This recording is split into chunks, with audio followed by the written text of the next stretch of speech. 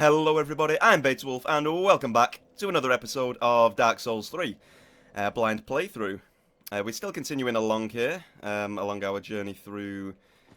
I don't know why, I was actually going to say Drang Lake there, which is kind of strange because I've not played Dark Souls 2 in a hell of a long time. But no, Lothric. Lothric, of course, that's the area in Dark Souls 3, right? Got it. Right, I'll be honest with you guys. A couple of things to mention here at the start of the episode before we actually get going into whatever that corridor leads to, basically. That pathway right there that we see. Yes, last time. In the last episode, we managed to kill the Crystal Sage. Really fun boss fight, like I said in the last episode. A lot of fun. I enjoyed it quite a lot. And, like I said, not too difficult, but it was really fun. Really liked his design and whatnot. And it was actually our first recording on the new PC, and it had been a while since I'd done a episode, maybe a week or two. I mean, not that bad, I guess, when you take into consideration how long we've had to wait beforehand. But you get the idea, right? At least I'm carrying on. I'm having a lot of fun with the game, and you can expect these episodes to keep coming. So yeah, like I have got a few things to explain. So instead of keeping you guys waiting, I will just continue heading down this path here. Really enjoying the playthrough so far, so I hope you guys are as well, and you can certainly expect the episodes to keep coming like I've just said. So then, it looks like there's a crystal lizard there, I do see that. Got to make sure that guy doesn't escape us. Oh, there's a couple of them. Oh shit, this guy's running. No! Oh, he's escaped. Okay, we'll have to come back for those, I suppose.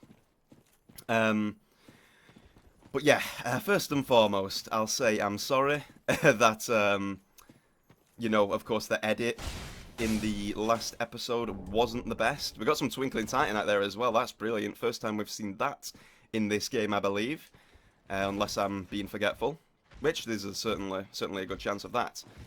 But are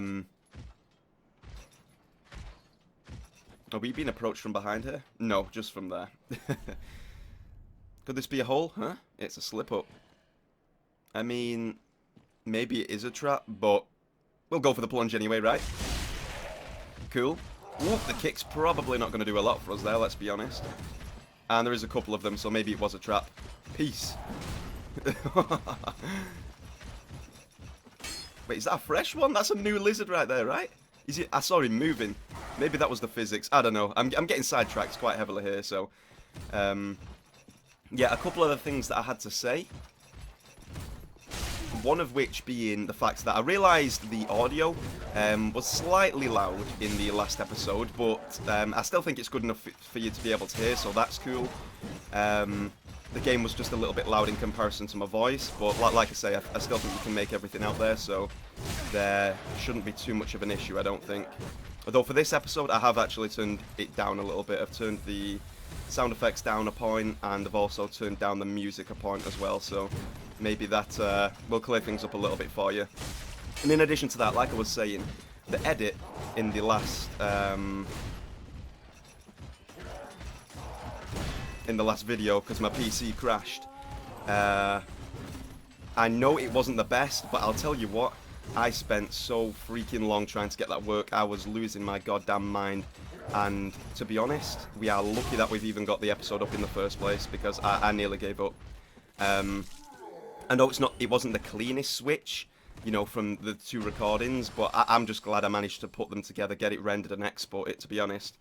Because if I'm telling you the truth, I spent about 6.5 hours on that. Like, it was unbelievable. For whatever reason, Adobe Premiere would refuse to export it. I did originally have a clean exchange where the two portions of the video fade in and fade out, but sadly, I just kind of gave up on that in the end and managed to get it work in Sony Vegas instead. And by that point, I couldn't be bothered putting the exchanges in, you know, the edits, the fades. Apologies for the little cough there. I'm okay. I'm not sick, by the way. So don't worry about that. I just get a sense of a bit of a dry throat sometimes, you know. Nothing you can do about it. Hidden path ahead. I mean, It actually looks like it could be, because you can slide down there. Either that or it's the greatest troll of all time. Nevertheless, we'll take a look at that in just a moment. But yeah, sorry that I had to, you know, edit both clips together there. It wasn't the cleanest at all. It's just, you know, kind of not my fault that the PC decided to crash halfway through the recording. And then, for whatever reason, I don't think the recordings got encoded properly or something like that, so it was a pain in the ass to edit together. Like I said, I'm just glad that I managed to get them together in the end. But either way, that's that. Enough rambling. Enough rambling. I think it's, you know, I'll try not to ramble about that too much this episode, but I can't help but talk about it because it's current topic, you know what I mean? That's just what occurred in the last episode. But I'm just happy that we managed to get it uploaded in the end, you know? Instead of, you know, having to scrap the episode totally and then leave you guys not knowing what the hell happened. So yeah, that's that. Just chuffed that I managed to get it done and put together. Basically, that's it. But yeah, anyway, moving forward in this episode, we do seem to be working our way up a kind of mountainside type situation here. Across a bridge there leading to God knows where. But last episode was actually really fun. We went through that structure there, I believe, across the bridge. We met a new NPC in there. He didn't really want to talk to us due to the fact that we weren't really intelligent enough, according to him, but nevertheless, it's still always good to come across new characters. And the boss fight, of course, was the highlight as well. Really fun. Really fun. Okay, you know what? Let's give this a try, even if it's a troll. God damn it, Dark Souls. God freaking damn it. Dark Souls. What are you doing? The Dark Souls community, man. What the shit? What the shit? I mean, the real reaction there should probably be, what is that? What the fuck is that? I love that meme, and, you know, Apocalypse Now is actually a really great movie, but, that's freaking troll as shit. I've not fell for that in a very long time. Oh my god, I've not fallen for something like that in ages. We're probably looking at, you know, Dark Souls 1 since I've fallen for something like that. Then again, maybe not, because you do have to try and test things out sometimes, right? But boys and girls, we learnt our mistake right there, so let's not worry about it. Also, something else that makes me actually pretty glad is the fact that we... Don't fall on me. Okay, I'm going to run around. I don't want this guy to fall from above on me. Something else that I'm actually pretty glad about in the last episode. Of course, the fact that we managed to get it uploaded, but I feel like the commentary and the discussion topics in the last episode were actually pretty damn good. So I'm really glad that we managed to take advantage of, you know, the situation there and get it uploaded, because I feel like the discussion topics and the commentary was actually pretty damn on point in that one. But nevertheless, let's just hope that doesn't happen again. Not the commentary, of course. I mean the goddamn struggle with editing. But at least I did learn something as well. You know, it was a learning process as far as editing goes, and the fact that I prefer Sony Vegas over Premiere Pro for sure after that, because Sony Vegas would actually let me render and export instead of getting stuck. You get the idea though, right? Let's hope the trouble of editing the clips together again does not come up. But try and enjoy Dark Souls still, and of course keep the commentary going the best we can here. And that's that.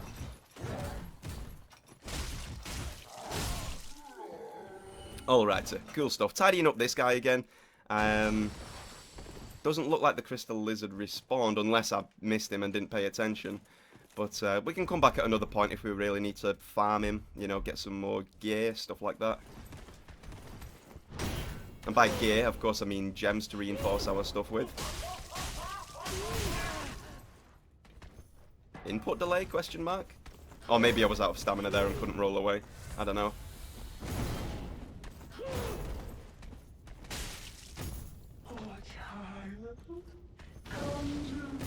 Really? Oh, I thought I was playing the range good enough there to actually, you know, avoid that attack. And, God damn it. I thought I was out of range of the attack there, and I was going to charge up my R2 to try and kill this guy.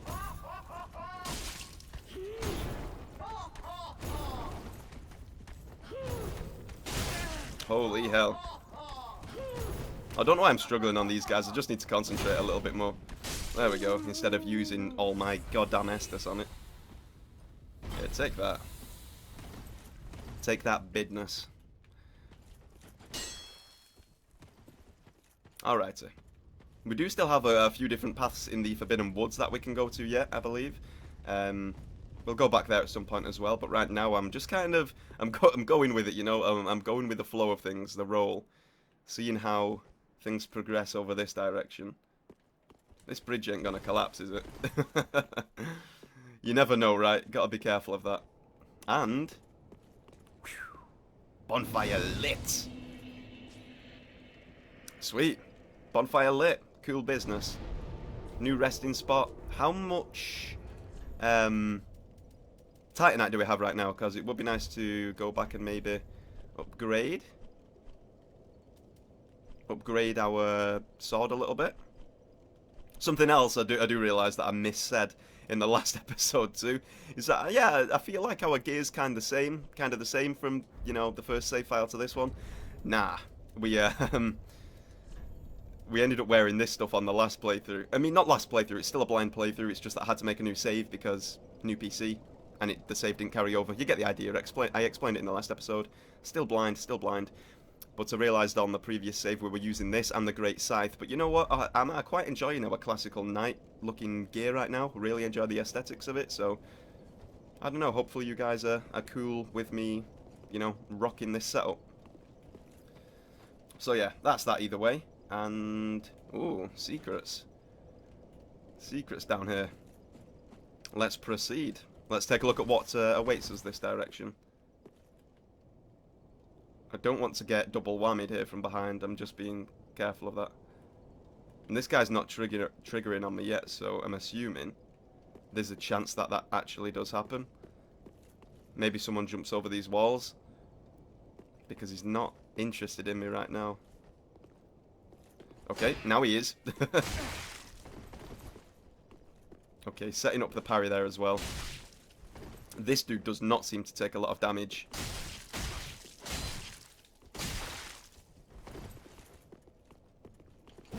Ooh, nearly got him. We nearly got him though, boys. Don't pull out that little bandit knife on me, sonny. Yeah, how about that for a dodge? Who do you think we are? Crystal Sage? Can't finish me with throwing knives. Nice iframes though. I really like the way, speaking of that actually, I really like the way we managed to finish that guy last fight. Throwing knife finish for a boss, not so often you do that. Damn, we do actually get ruined with a parry there. Or the guard break. He should have just gone ham on me there with his longsword. Really? God damn. Holy hell. Oh my god. Oh, we should have taken advantage of the guard break there as well, actually. We got him, though. Tidied him up. How many souls do we get for that guy? 1,500. Not bad, right? Paladin's Ashes. Okay, for you lore boys and girls out there that tell me in the comments that you like me reading stuff. Let's take a look. Let's see what awaits. Doesn't look like it's in there, so maybe it's in this section. Maybe the keys, who knows? It actually is. Paladin's Ashes. Shrine handmaid will prepare new items. Okay. Umbral Ash. Oh, okay. I remember the dialogue from the lady at Firelink Shrine telling us that if we bring her Umbral Ash, she'll prepare new gear for us. Cool. So I guess this will give us the option to do that. Umbral ash of a worn-out paladin who sought the Cathedral of the Deep. With this, the shrine handmaid will prepare new items. This paladin paid quite a price. Picked a pepper? These peas, man. The paladin paid quite a price for his headstrong justice. Okay. Interesting. I wonder if we'll get more information on this certain paladin as we go through the Cathedral of the Deep. I'm pretty sure we've heard that mentioned from one of the dialogues earlier on.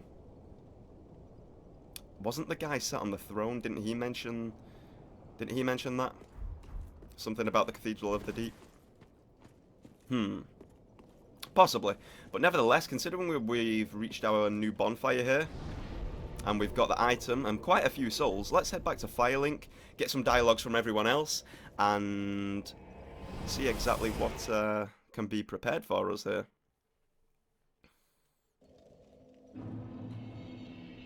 Yeah, this guy, I'm pretty sure the guy up there spoke of the Cathedral of the Deep. Or was it the Crestfallen? Who knows? Alright. Yeah, let's level up first. Home, Ashen One. Speak thine heart's desire. Speak thine heart's desire, Ashen One. Very well. Then touch the darkness within me. Take nourishment from these sovereignless souls. Alright, man, we get quite a few levels here as well. I mean, when I say quite a few, we only get 3, but nevertheless, it's still something, right? I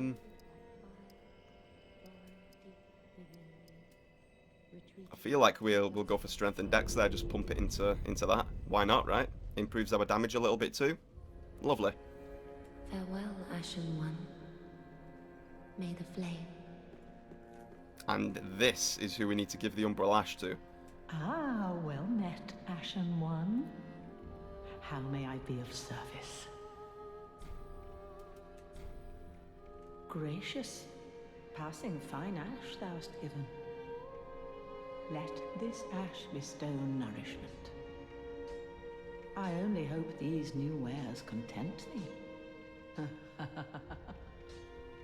Let's hope so. Otherwise, we'll be having very strong words with you.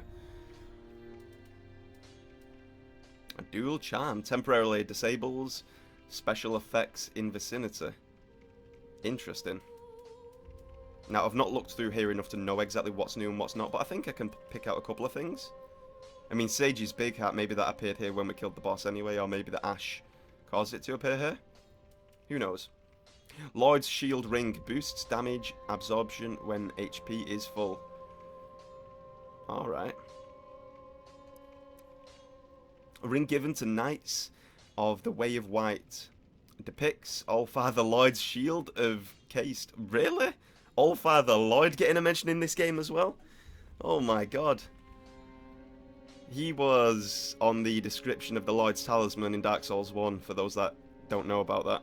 I'm pretty sure it was on the Lloyd's Talisman in Dark Souls 1. And there was tie-ins there to, obviously, the Way of White. There was a good bit of lore on Allfather Lloyd and the Way of White in the first game, actually. Really interesting to take a look at that if you want to go back and see. Much time has passed since the worship of Lloyd was common in the Way of White. Okay. The clerics of Karim had always strongly asserted that Lloyd was a derivative fraud, and that the Allfather title was self-proclaimed. Nah, no. Fuck you, Karim. We're all about Allfather Lloyd, the man, the legend himself. Not a fraud, not a fraud. I wonder if he's mentioned... Well, it's called... Hey, this shows how the passage of time really does happen in Dark Souls. Of course, we get the mention there. That of course, this is coming, long after the previous games, right? Or at least Dark Souls 1, that's made clear here. And here as well, it's called an Undead Hunter Charm now. Wait, not that... Wait, was I speaking of Lloyd's Talisman? Wait, what did I... Well, it was Lloyd's Talisman, right, in Dark Souls 1. And that's it, it's called the Undead Hunter Charm now. So it shows how kind of... It says there clearly, Allfather Lloyd is long forgotten, and You know, things have progressed. Or maybe they've not progressed, they may have gotten worse, but they've changed nonetheless. And now it's a undead hunter charm. Removed his name from the piece of equipment. Interesting stuff. Dropping lore on you like bombs left and right now. Interesting. Really cool stuff. Let's continue taking a look through here. We've got that. We don't have the tower key because we still can't afford it because I keep spending my souls. Maybe I should grab that. Boost damage absorption when HP is full. Or maybe not, actually. But then again, maybe, you know, switches when you're not full, if that makes sense. I don't know, we'll leave that for now. Ashen One, if my wares are not to thy satisfaction, bring me umbral ash. With ash, I'll fashion new wares. Still after more of that umbral ash, eh? Ashen One. Alright, sir. Now then, there is actually a few NPCs in here that we've got. We'll just do the rounds again real quick just to see if there's any more dialogues, and we'll see what's getting mentioned. Ah, there you are, Unkindled One. This is the Pyromancer, right? I am pleased to have a pupil as dedicated as you. Welcome! Yeah, Pyromancers, that's right. Let's talk to him some more. In fact, give him that. Yes, here we are. It's been long indeed. With this, I can teach you more sophisticated pyromancies. Splendid. I can boast I am your tutor a little longer. Brilliant. Let's talk. If you seek pyromancy tomes, take this sage advice. The lands of the Lords converge upon Lothric. The home of pyromancy's drifts comparatively close as well. At least, that is what pyromancers of the Great Swamp believe. The place is called Izalith. Wow. Oh, how I wish to behold a primal pyromancy. Well, these are old tales. No one knows where the truth begins or ends.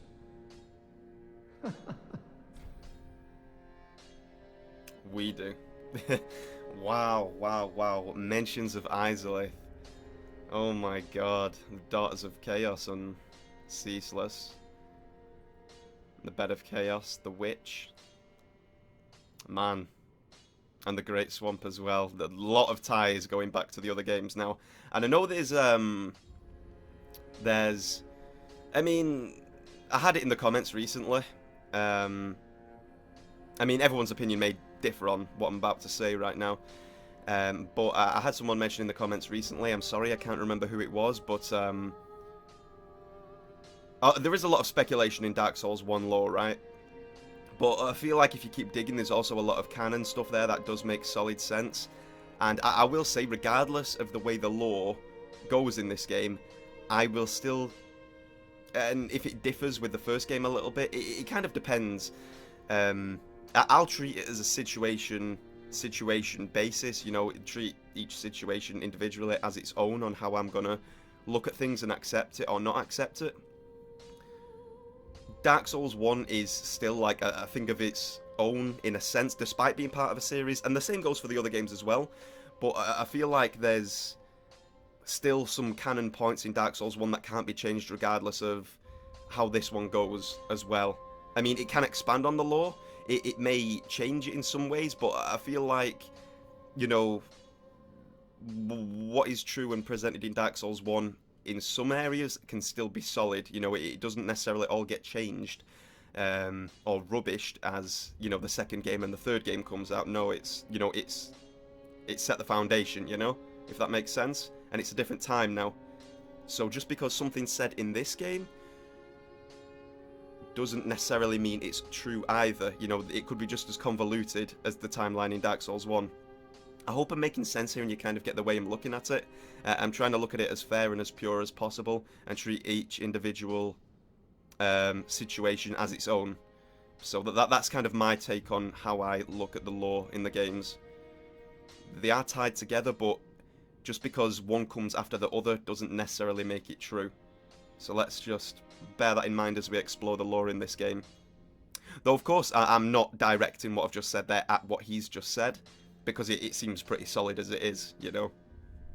The dialogues that he's just given us, but you get the idea. I'm kind of just explaining that. Excuse me. And laying out my thought process as we go through the game here and as we experience more information that the game throws at us. That's my take on it. Okay. Pyromancer Garb. I think I had the flame on the last save file. Maybe I didn't, maybe I do have it and I've just not equipped it on this one.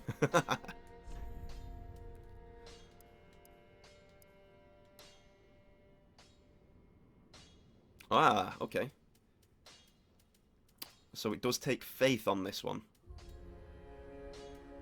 Looking at the stat changes here, for the different spells it takes both faith and intelligence for Pyro.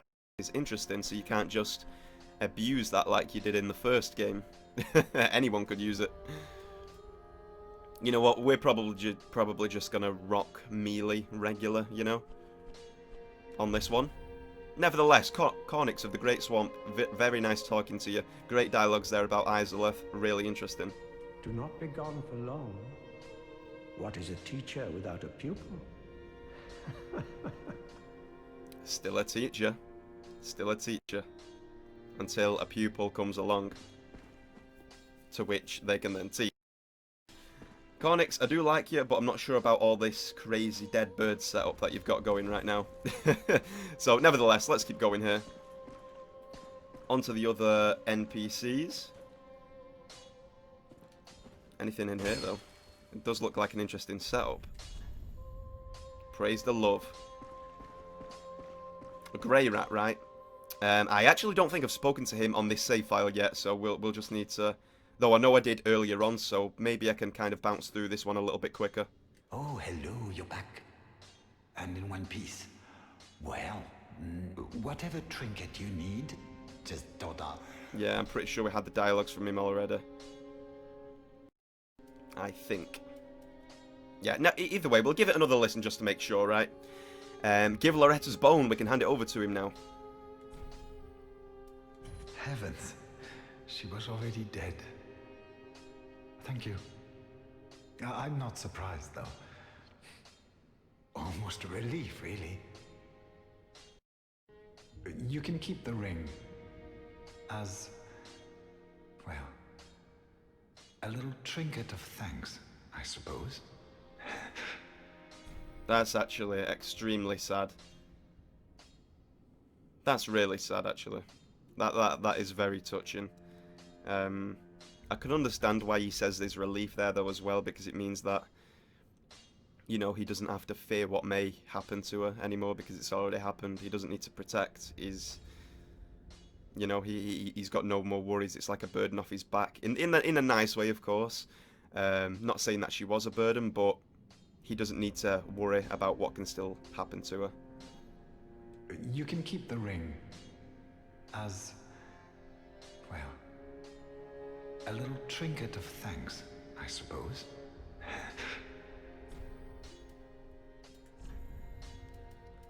What can we purchase here? Bastard sword, mace, bandit's knife. Interesting. Quite a few things going on here. Hey, that could be cool. Blooded moss, throwing knives. You know what? We'll grab some throwing knives. I think these can come in handy at some point, so I'm totally fine here tossing a few souls at that. Rope firebomb. Thrown behind, explodes, inflicting fire damage. I think it's really cool how they've added this. You can throw it behind you instead of straight. Very cool, very cool. And we'll leave it at that now, because I'm pretty happy with the gear. We also get the fire arrows there as well, which is also pretty damn nice. Maybe should start leveling up a bow a little bit as well. Probably be useful. Melee and bow, you know, sword, shield, bow, that kind of setup, roleplay on this playthrough. I see he does also hold my my favourite shield of all time as well, the buckler. Skill parry, yeah, that's it, of course. It features a large, well, first of all, a very small round metal shield. It features a large central protrusion designed for parrying attacks. Skill: parry, repel an attack at the right time to follow up with a critical hit. Works while equipped in either hand, of course. I just always like the design of it. It wasn't for the extra frames in the parry skill that you got with it. It was kind of like the look, the way it looked tight and, you know, strong to the fist of the character, and small and simple. You know, I did always like the design of the buckler. Goodbye, and stay safe. You too, Grey Rat. Oh, this place is a bore. What good is thievery if you've nowhere to go? I mean, it's interesting. Those are two characteristics that are kind of juxtaposed, you know, or juxtaposition. You get the idea, right? Two things that aren't normally supposed to be portrayed next to each other, if that makes sense. The fact that he's a thief and, you know, he's maybe possibly a little snider, and he can try and, you know, take people's things and, you know, take advantage of them that way, but he does seem like a sweet individual as well, and quite an endearing, likable character. Very cool. Let's speak to you again. What have you got to say? Oh, our champion of Ash. Welcome back. I would do anything for my master. Just say the word. Alrighty then. Can we draw out any more true strength? Then shall we begin? Bearer of the Dark Sun. We can get another level out of him. You know what, let's pop that in Vitality. I think the equip loader is going to be useful here in the long run. Thank you very much there, Yoel of Londor. As I have said, I was once a sorcerer. Alas, the magic of Londor is a far cry from the wonders of Vinheim. But I can teach you what I know. Perhaps, more importantly, I believe that I can help tease out your true strength. We pilgrims of Londor are keenly aware that those branded by the dark sign possess something quite special. Well, thank you very much. And you've certainly been doing that so far, Yoel. You know, I think that's the second time we've drawn out some strength, so that's very nice. Very nice of you there, Yoel. Thank you so much for that. Nice mention there of Vinheim as well. Of course, you've got of Vinheim previous characters that have been shown to have come from that area. Really, really interesting that this guy's still aware of that so long later, and he's giving it a mention there as well. Clearly, there, he's quite fond of sorcery. Or at least aware of it. As I have said, I was once... Oh yeah, he was once a sorcerer, of course. And there we go. That's that dialogue done. Beautiful. Now, before speaking to any more, I think there is a couple more here that we can actually speak to. I also want to get on with the gameplay here as well. I'm sure you guys do too, but you gotta love getting the dialogues as well, right? What's Crestfallen got to say? It's been a while, right? What have you got to say, Crestfallen? Yet. No, I've not. Then you're a brasher lad than I thought. You can make better use. Heavy gem. Sweet, I'm glad we spoke to you there, Crestfallen. Thank you very much. I don't need it. Not now I've flown the coop.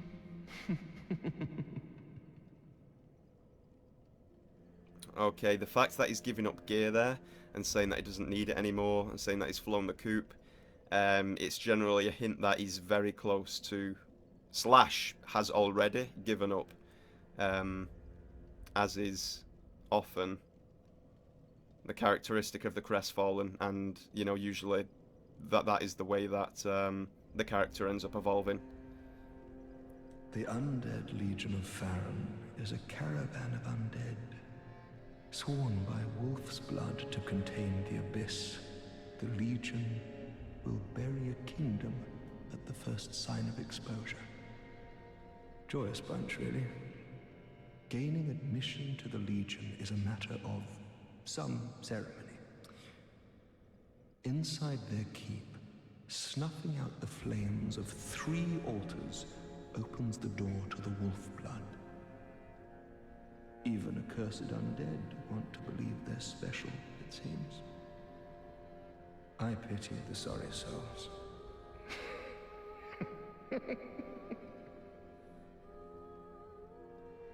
Wolf's blood. They will not be getting any wolf's blood here, but the wolf will be taking some of theirs. You know what I'm saying?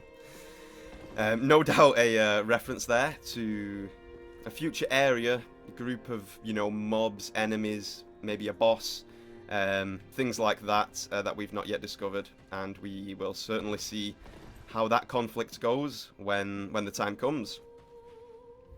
Also, I know I've spoken to this guy once. I can't remember if we did it on the previous save file or not. May have accidentally done it as we were approaching this stage, or I'm being forgetful and we did actually do it on the previous save on a recording anyway. So either way, let's give him a chat. And I was also I kind of don't trust this guy from the first dialogues that we got. He reminds me a little bit personality-wise of, you know, Lothric and Patches and that kind of, you know, a devious character, kind of cocky. Yeah, I decided not to kill him, but he's list, you know, that I'm gonna let him take his course, see what happens, but he doesn't really give me you know, a great feeling. Well, hasn't it been some time? I'm Leonard, the Ringfinger. Remember me? I slipped you those red eyes some time ago. You're making quite an effort of it, so I thought you might like to know. If you yearn for a proper red-eye orb, one that is uncracked, then kill the Dark Wraith, survivor of the land swallowed by darkness. He has been a prisoner for many ages in the deepest cell in all Lothric. Lift chamber key. I can see it in your eyes. If you didn't invade, didn't pillage, whatever would you do? Interesting. Okay. I'm actually getting a little excited there and kind of curious. There is no way he's talking about Karth, right? There's no way he's talking about Karth. Ain't no way. Surely. I mean, that's what came to mind from the dialogue there, but we'll see. We'll see. Okay, that's kind of crazy. That is crazy as hell. I mean, I'm probably wrong, right? But the primordial serpents, they are known to live extremely long times, and down in the abyss, Karth, of course, he's pretty safe. He's hidden. He's out of the way. Very, very strange. And of course, he is the one that formed, that, you know, was the originator. If I'm making that word up or not, I don't care. You get the idea. He was the original former of the Dark Wraith Covenant. He's the one that gave you the Eye Orb in the first game. A proper red-eye orb, one uncracked, untainted. Then kill the Dark Wraith, survivor of the land swallowed by darkness. He has been a prisoner for many ages in the deepest cell in all Lothric. I can see it in your eyes. If you didn't invade, didn't pillage... Okay, that's cool. Interesting. Okay, the character seems okay right now. He's on my good side. Interesting chat. Good dialogues, again. He does say in a cell, though, and if that's in the traditional sense of what a cell is like, it's probably not going to be Karth, because, of course, how the hell's he going to fit in there? It could be somebody like Kirk, if there is a preview character making a return here, which isn't too out of the question because Andre's here, right? And I guess we'll just have to see how it goes. Of course, I've got no definitive answer right now, sadly. Another dialogue. Let's talk to our fair maiden here. Oh, Champion of Ash. Welcome back. I was not meant to be a firekeeper, but I am honored to serve you beside the bonfire. The gods are ever... My gratitude lies with them and with you. I am yours now. Your wish is my command. Irina of Kareem. Give divine tome, of course.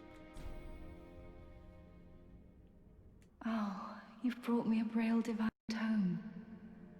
Now I can tell new tales of miracles. Tales of the greater miracles can be quite the epics. What fun we will have. Oh, she seems like a sweet character, very cute. I'm gonna watch her back because this kind of character in the past has been taken advantage of and, you know, attacked. So we've really got to be careful about that, I feel. I mean, maybe it's nothing and I'm just, you know, being pedantic, but you never know in Dark Souls, right?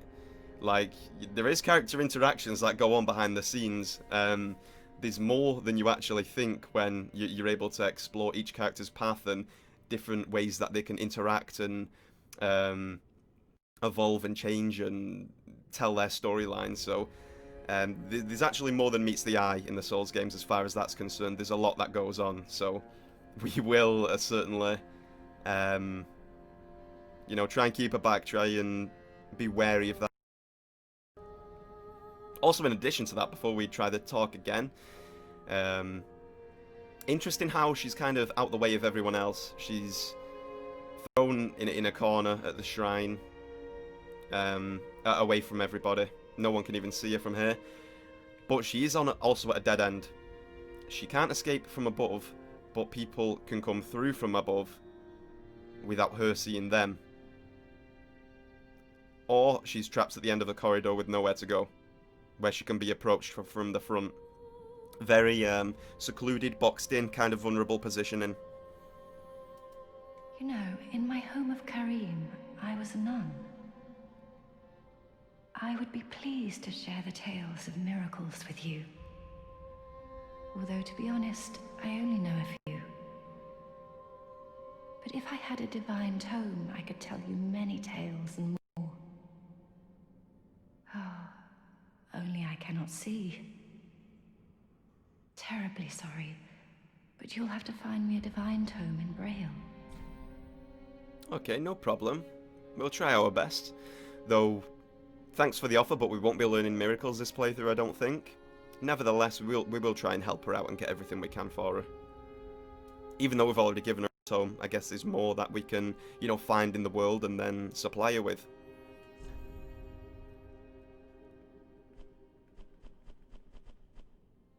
Only a Saint's Ring right now. Plenty of miracles, though. Is that Wrath of God's there as well? Force. Okay, fair enough. I thought there was Wrath of God action for a moment there. Okay, very cool. Let's move on. Have a pleasant journey, Champion of Ash. I pray for your safety. Indeed, for sure. Wow, time has actually flown by here as well. We're already at around 43 minutes here for the recording.